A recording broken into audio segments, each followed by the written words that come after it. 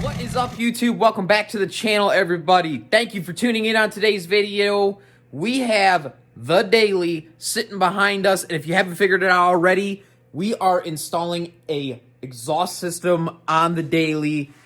This is exciting because anytime you really install anything related to performance, exhaust, sound, everything like that, it's way more exciting to do. And so I'm super pumped to put this 4-inch flo-pro, no muffler, turbo back, full exhaust. It is stainless steel.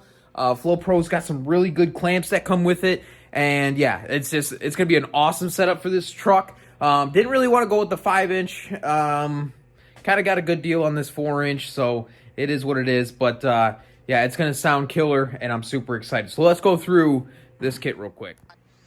All right, so a lot of the good kits will come with these style clamps. Okay, see that? These clamps are awesome.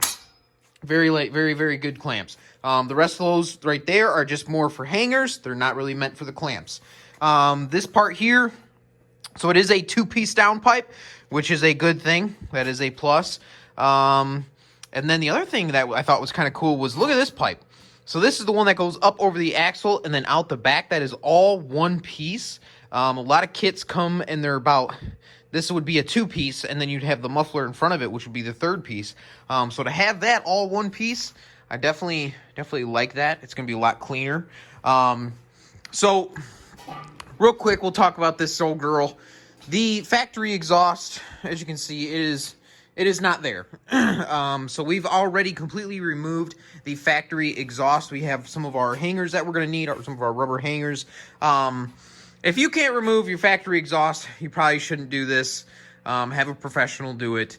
But yeah, you basically just hack, cut, and pull, yank, and get all that crap out from underneath it. And then flo-pro, NBRP, whatever company that you use usually has pretty good instructions here. I usually just follow the picture here. You know, it kind of explains where every pipe goes. But it's pretty self-explanatory, guys. Trickiest part is going to be your downpipe up there. When you feed that up there into the exhaust, you're going to need 2 people to clamp that up to the turbo. You're going to want to leave it loose at first. That way you can kind of wiggle it around, get perfect clearance. And then when you tighten everything, start from up here, work our way all the way back.